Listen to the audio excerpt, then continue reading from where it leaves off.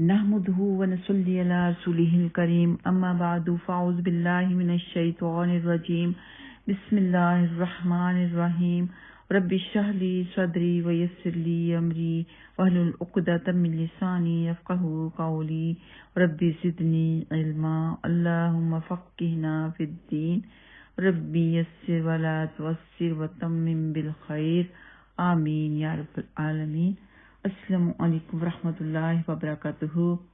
तो मेरी प्यारी बहनों, इंशाअल्लाह ताला आज हम दूसरों के लिए दुआ करने के बारे में बात करेंगे कि दूसरों के लिए दुआ करना कितना ज्यादा अहमियत रखता है, कितना ज्यादा फायदा है। लेकिन दूसरों के लिए दुआ करने से पहले चाहिए कि हम खुद के लिए साथ में पहले दुआ करें, फिर बाद में दूसरों के लिए दुआ करें। जैसे कि हजरत इब्राहिम अलैहिस्सलाम ने दुआ की, रब्बिजअलनी मुकीमस्सलाती व मिन ज़ुर्रियती, कि या रब्बल आलमीन मुझे नमाज पढ़ने वाला और मेरी औलादों को नमाज पढ़ने वाला बना। आपने किसी की तंदुरुस्ती के लिए दुआ मांगनी है तो आप दुआ करें कि या अल्लाह मुझे तंदुरुस्ती अता फरमा और फलां को तंदुरुस्ती अता फरमा। और बेशक ऐसे भी कर लें, या अल्लाह मुझे तंदुरुस्ती अता फरमा, मेरे घर वालों को, मेरे बच्चों को और फलां इंसान को तंदुरुस्ती अता फरमा। कोई परेशान है उसके लिए आपने गैबी दुआ करनी है तो आप दुआ करें कि या अल्लाह मेरी परेशानी दूर फरमा, मेरे बच्चों की और फलां इंसान की परेशानी दूर फरमा। और गैबी दुआ करने की बहुत ज्यादा फजीलत है, जैसे कि मिशकात शरीफ के हदीस नंबर 2260 है कि हजरत इब्ने अब्बास रज़ियल्लाहु तआला अन्हुमा से रिवायत है कि आप सल्लल्लाहु अलैहि वसल्लम ने फरमाया 5 दुआएं हैं जो कबूल की जाती हैं। मजलूम की दुआ हत्ता कि वो इंतकाम ले ले, यानी ऐसा मजलूम जिसके ऊपर जुल्म किया गया है, उसने किसी से अपना इंतकाम नहीं लिया, तो ऐसे शख्स की दुआ जरूर कबूल होती है। हाजी की दुआ हत्ता कि वो वापस आ जाए। मुजाहिद की दुआ हत्ता कि वो जिहाद से फारिग हो जाए।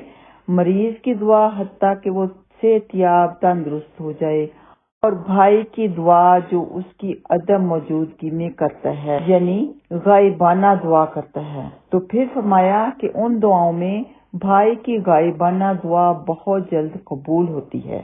तो जब कोई किसी के लिए गायबाना दुआ करता है, हालांकि उसने आपको कहा भी नहीं, आप उसकी तकलीफ को समझते हैं, उसके लिए गायबाना दुआ करते हैं, तो उसके लिए फरिश्ते आमीन कहते हैं।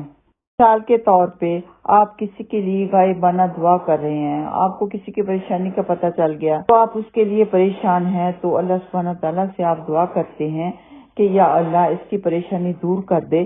तो फरिश्ते जवाब देते हैं कि या अल्लाह इस इंसान की परेशानी भी दूर फरमा।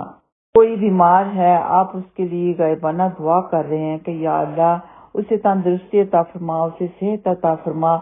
तो फरिश्ते आपके लिए दुआ करते हैं कि या अल्लाह इसे सेहत अता फरमा, इसे तंदुरुस्ती अता फरमा। किसी के बच्चे के लिए आप दुआ कर रहे हैं कि या अल्लाह इसे नेक बना दे, इसे माँ बाप का फरमा बरदार बना दे। गायबाना दुआ कर रहे हैं, कोई बच्चा नाफरमान है, आप उसके लिए दुआ कर रहे हैं गायबाना, तो फरिश्ते आपके लिए दुआ करते हैं कि या अल्लाह इसके बच्चों को नेक बना, इसके बच्चों को फरमा बरदार बना।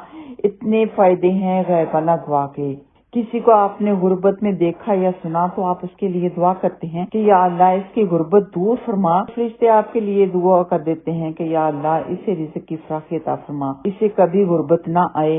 लेकिन इसके अलावा किसी से दुआ करवाना भी जायज है, लेकिन ये याद रहे कि ये रूटीन नहीं बनानी चाहिए कि कोई भी छोटा मोटा मसला है तो आप सबसे दुआ के लिए कह दें। अपनी आदत ही बना, तरह आदत बनाने से अल्लाह पर से यकीन कम और लोगों पर ज्यादा हो जाता है। दीन के कमजोर होने का खतरा है, इसलिए ज्यादा बेहतर ये है कि आप खुद गिड़गिड़ा कर अल्लाह सुब्हानहू तआला से अपनी दुआएं मांगे, लोगों के लिए मांगे। कभी कोई बहुत बड़ी परेशानी है तो फिर आपके जहन में आता है कि आप लोगों से भी कह दें, तो फिर तो जायज है, लेकिन रूटीन नहीं बनानी चाहिए। और दुआ पूरी तवज्जो और यकसुई के साथ करनी चाहिए। बेध्यानी की दुआ कबूल नहीं होती। जैसे कि आपका ध्यान कहीं और है, रूह कहीं और है, और आप अपनी जुबान से कहे जा रहे हैं या अल्लाह मेरी दुआ कबूल कर दे, या अल्लाह मेरी फलां दुआ कबूल कर दे, तो ऐसी दुआएं कबूल नहीं होती।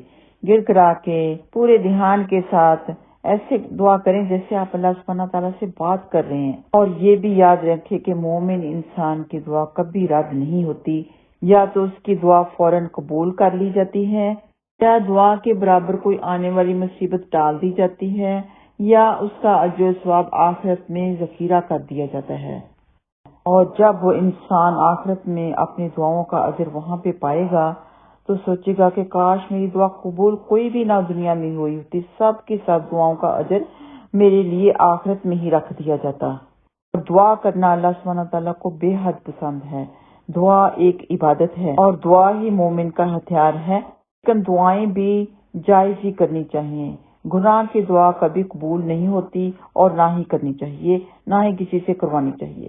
تو ہمارا آج کا جو ٹاپک تھا وہ تھا غائبانہ دعا کا۔ غائبانہ دعا کسی کے لیے ایک تحفہ ہی آپ سمجھ لیں کہ کسی کے لیے تحفہ ہے، ہدیہ ہے، اور آپ کے لیے بھی وہ خیر ہے، دوسرے کے لیے بھی خیر ہے، دونوں کا ہی اس میں فائدہ ہے۔ اللہ سبحانہ تعالیٰ سب کی دعاؤں کو قبول فرمائے، سب کی پریشانیاں دور فرمائے۔ وآخر دعوانا ان الحمد للہ رب العالمین۔ السلام علیکم ورحمۃ اللہ وبرکاتہ۔